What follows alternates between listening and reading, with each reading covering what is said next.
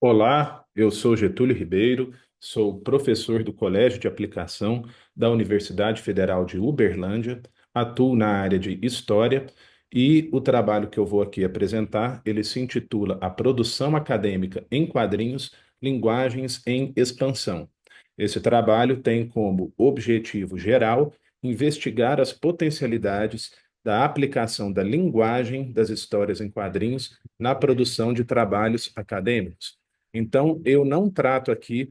de trabalhos acadêmicos produzidos em linguagem verbal escrita e que tenham como desdobramento ou anexo alguma produção em quadrinhos, mas eu trato de produções acadêmicas elaboradas na forma de uma narrativa em quadrinhos, ou seja, escritas, entre aspas, em quadrinhos. Muitas dessas produções já foram identificadas em diferentes áreas do conhecimento, como estudos visuais e história da arte, educação e estudos interdisciplinares e também nas áreas de letras e literatura. E eu tenho como objetivo específico identificar e mapear essas produções acadêmicas em quadrinhos já existentes e discutir criticamente esses trabalhos. Também procuro explorar obras em quadrinhos produzidas fora do contexto acadêmico, obras em quadrinhos não acadêmicas, mas que se referem a temáticas e problemáticas que também são objetos de estudo acadêmico. E como objetivo final, né, desse primeiro estudo, eu pretendo trazer essa prática que já ocorre em outras áreas do conhecimento para a minha área de atuação, a área de história, e com isso obter parâmetros, subsídios práticos e teóricos para a elaboração de um produto acadêmico que teria possivelmente a forma de um artigo em quadrinhos, tematizando as contribuições dessa linguagem para a formulação de conhecimentos em história. Como referencial teórico, é, esses trabalhos acadêmicos produzidos em quadrinhos, que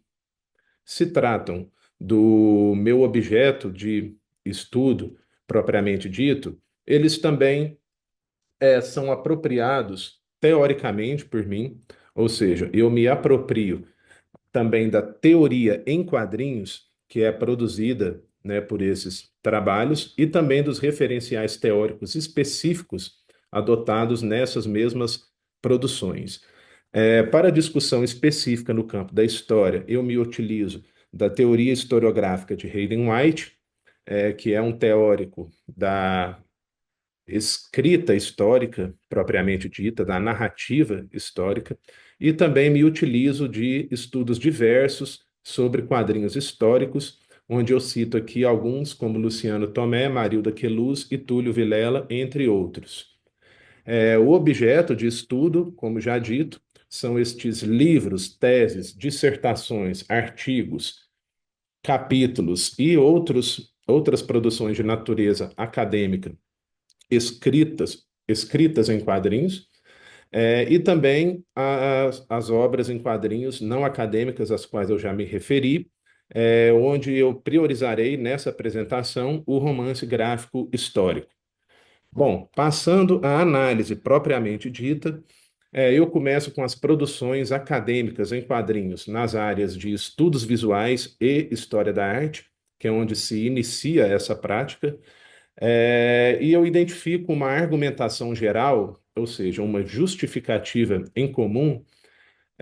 a esses trabalhos, que se refere a essa pertinência do uso de ferramentas visuais no desenvolvimento e na apresentação de pesquisas que tenham como objeto o próprio visual. Então, essa seria, digamos, a justificativa, né, que esses trabalhos adotam para a sua opção pela utilização da linguagem gráfica dos quadrinhos na sua elaboração.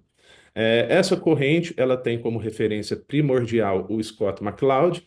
que na sua obra Desvendando os Quadrinhos, né, produziu um livro em que ele vai utilizar as ferramentas gráficas das histórias em quadrinhos para examinar o próprio meio das histórias em quadrinhos, Ou seja, ele não produz uma teoria escrita sobre as histórias em quadrinhos, mas ele produz sim uma teoria em quadrinhos,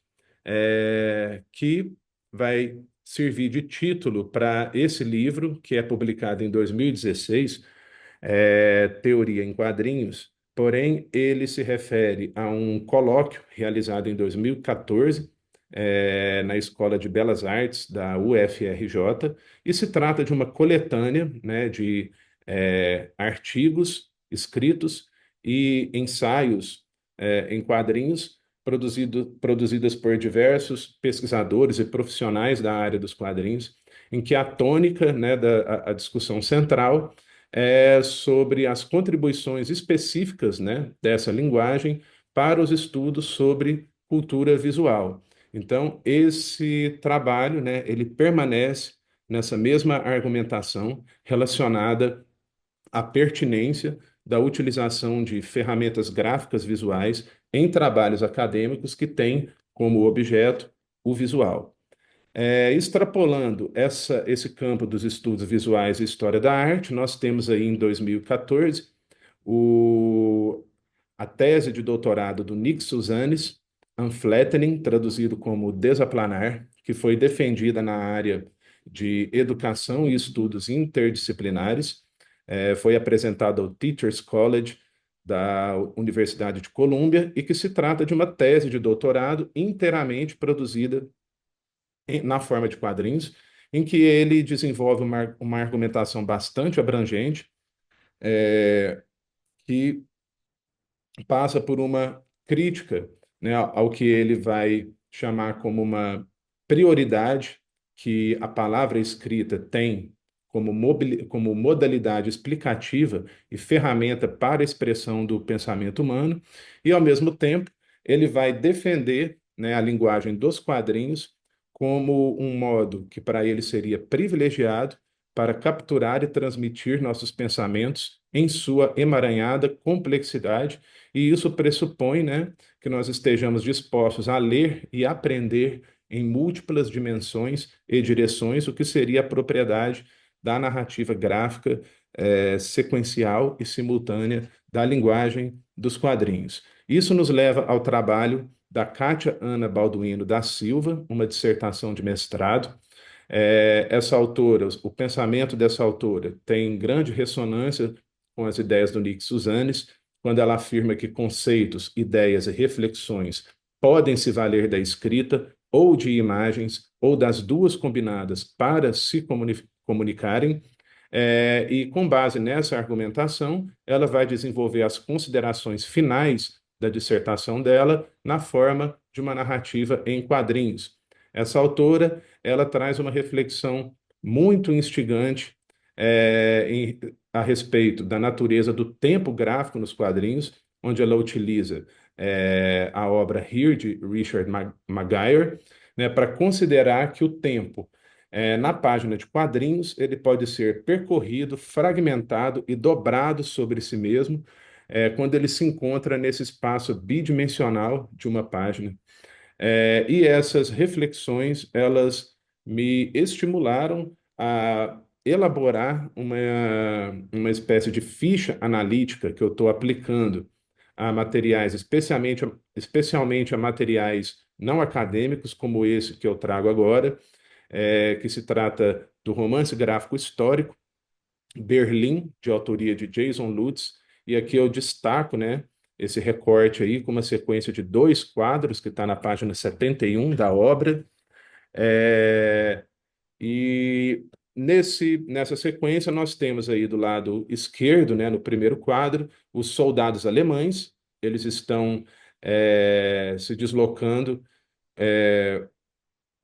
para cruzar o portão de Brandemburgo, né? Eles estão nesse momento partindo para lutar nos campos de batalha da Primeira Grande Guerra, e eles se encontram bastante entusiasmados nessa primeira cena. E no quadro ao lado nós temos os soldados retornando, regressando por esse mesmo portão, e nesse momento eles se encontram abatidos, entristecidos, o que tem relação com a derrota alemã na Primeira Grande Guerra. Bom, aqui eu tenho essa lista, né, como eu disse, de parâmetros analíticos que eu elaborei para aplicar, né, na análise desse tipo de material. E o primeiro desses parâmetros seria o objeto da representação dentro da própria narrativa, ou seja, o que esse trecho representa dentro da narrativa. Ele está representando as memórias de uma personagem, né? É o momento em que se faz um corte, né? Uma transição para um plano subjetivo, psicológico na narrativa, e nós visualizamos aí, né, as lembranças da personagem Margaret, que estão sendo relatadas ao personagem Kurt durante um diálogo entre os dois. Quais seriam as estratégias temporais narrativas utilizadas nessa sequência? Nós temos então aí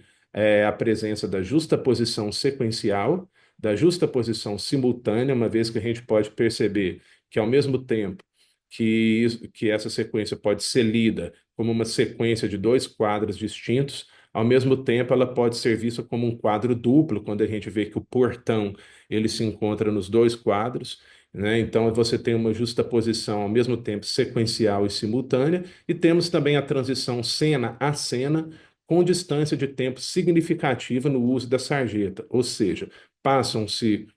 4 anos entre uma cena e a outra. O método gráfico, né, de elaboração do sentido nessa sequência, do sentido da própria leitura, da interpretação, ele se dá através da comparação e da oposição entre dois distintos registros sequenciais, que seriam os quadros individuais, né, que estão sendo contrapostos, resultando em uma interpretação final, que é o registro simultâneo no quadro duplo. Em relação às figuras de linguagem ou tropos literários utilizados nessa sequência, nós temos aí a presença de antítese, ironia, metáfora e também metonímia. E o argumento, a explicação histórica associada a essa sequência tem relação com a memória recente da derrota na Primeira Grande Guerra, que são as memórias da personagem, e também do seu elevado custo material e humano, e como essa memória, né, e a interpretação dessa memória contribuíram decisivamente para a eclosão da Revolução Alemã de 1918, que é o momento histórico onde essa sequência se passa, né, onde os personagens Kurt e Margaret estão dialogando, que é o momento em que se dá a destituição do Kaiser alemão, né, do monarca alemão, e se implanta a República como uma nova forma de governo, dando início aí à República de Weimar. Então, para encerrar, a partir dessa análise, eu concluo que, do ponto de vista argumentativo e explicativo, não há nada nessa sequência, na interpretação produzida por essa sequência, que desconsidere, desminta ou se oponha ao conhecimento atualizado, que é amplamente reproduzido na esfera da história acadêmica, sobre o mesmo tema, a Revolução de 1918 e o início da República de Weimar na Alemanha. O que poderia causar estranhamento seria que essa interpretação ela se encontra expressa em uma linguagem diferente, a linguagem dos quadrinhos, e ela emprega artifícios ficcionais, como, por exemplo, os personagens fictícios Kurt e Margaret. E eu concluo essa apresentação com um questionamento, que é o seguinte: que se o ponto é passível de se resumir em uma questão de linguagem e de narrativa, ou seja, diferentes linguagens produzindo interpretações históricas igualmente válidas, nós poderíamos, portanto, concordar com Nick Susanes e com Hayden White e aplicar sem qualquer receio a linguagem dos quadrinhos, a pesquisa e a escrita da história acadêmica na contemporaneidade, assim como já é feito em outras áreas do conhecimento, e eu deixo aqui as minhas referências. Muito obrigado.